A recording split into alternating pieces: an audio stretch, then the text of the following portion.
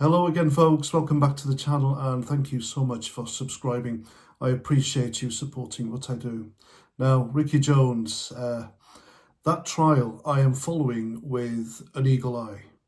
All right, it's a relevant trial. It's quite important. The reason being, I think the result of which could mean riots on the streets. It's that simple.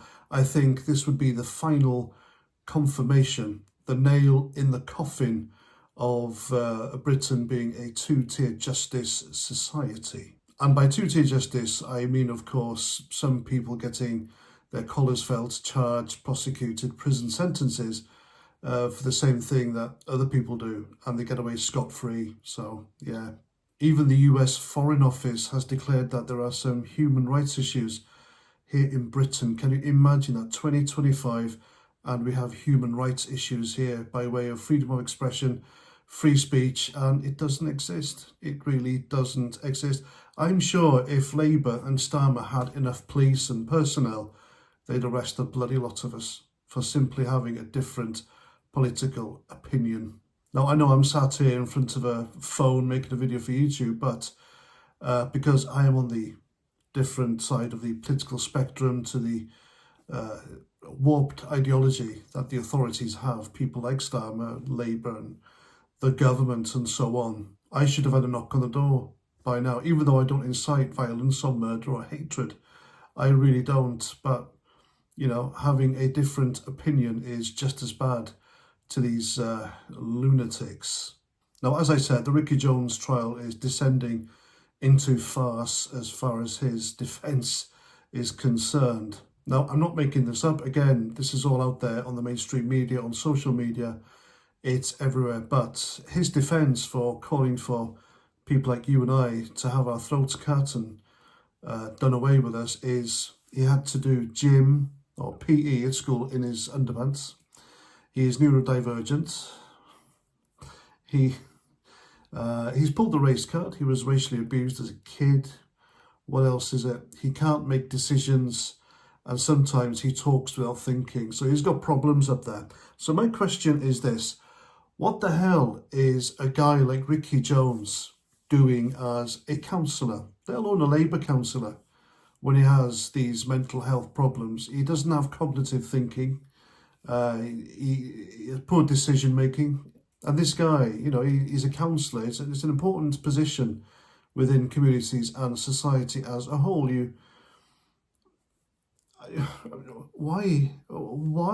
What the hell is he doing in there? Is it all a pack of lies? I mean, he's had doctors confirm this, but then again, he's had a whole year to come up with this now, or to present this as his defence and his excuse to the court, which is a luxury compared to what Lucy Connolly, Wayne Rourke, Peter Lynch, rest in peace, and others who have written stuff on social media, deleted them, and done far less, as far as I'm concerned, and the public are concerned, than what Ricky Jones did. He's had he's been remanded for a few months, but he was let out just before Christmas. He's been free ever since. And he wasn't given the option by a state lawyer, solicitor, to say, oh, go guilty, you get a slap on the wrist, which is what they said to Lucy Connolly and the rest of them. No, he went not guilty. He is still going not guilty. No remorse, no shame, nothing. Either he is unwilling or can't comprehend the gravity of what he said to that bloodthirsty crowd. And he turned up there because he was told that there were a crowd of right-wingers, conservative patriots, call them what you like. And this big, massive crowd he was talking to were there to counter-protest, apparently. And he still said those words. Now, if those right-wingers, conservative patriots were there, and some mentally deranged, far leftist lunatic was there, it would have taken those words for what they were and done something. Thank God Ricky Jones didn't get anyone killed that day or since, thanks to his recklessness. Absolute recklessness of what he said. A guy in a position where he should know better. Think about your words, how you hold yourself with a bit of decorum. But no, he went there and did that. Crazy, isn't it? So, as I predicted, he's playing the race card, he's playing the victim card, blamed everyone but him. And yeah, I reckon it will be a slap on the wrist, personally. Because you know for a fact, if it was Tommy Robinson or any other right-wing bogeyman to the left who stood there in front of a crowd and said exactly the same thing, they'd be in jail today. They would be. You know it's true. Their feet wouldn't touch the ground, would it? They'd be arrested, charged, magistrates, Crown Court, sentenced, and you're talking years, the same as Lucy Connolly and the rest of them. Now, people shouldn't be jailed for words. You really shouldn't, unless your words lead to someone getting hurt or murdered, and you are directly responsible. If your words influence someone to do that, and it's your intention, then yeah, you know, free speech, but there are consequences.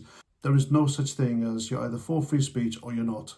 Totalitarianism, absolutism like that, it's not true. For example, say if somebody told someone else that I was a kiddie fiddler or something, and that person they told came and hurt me or killed me, should the person who told them and lied to them face consequences? Of course they should. But if Ricky Jones had said this back in the 80s or 90s, nobody would have cared. I wouldn't have cared. You know for a fact, you'd think to yourself, back then, we were different back then, weren't we? Everything was different back then. It was kind of better, wasn't it? It really was, looking now. But if he'd have said that back then, nobody would have cared. You'd have thought, oh, what an idiot. He didn't mean it.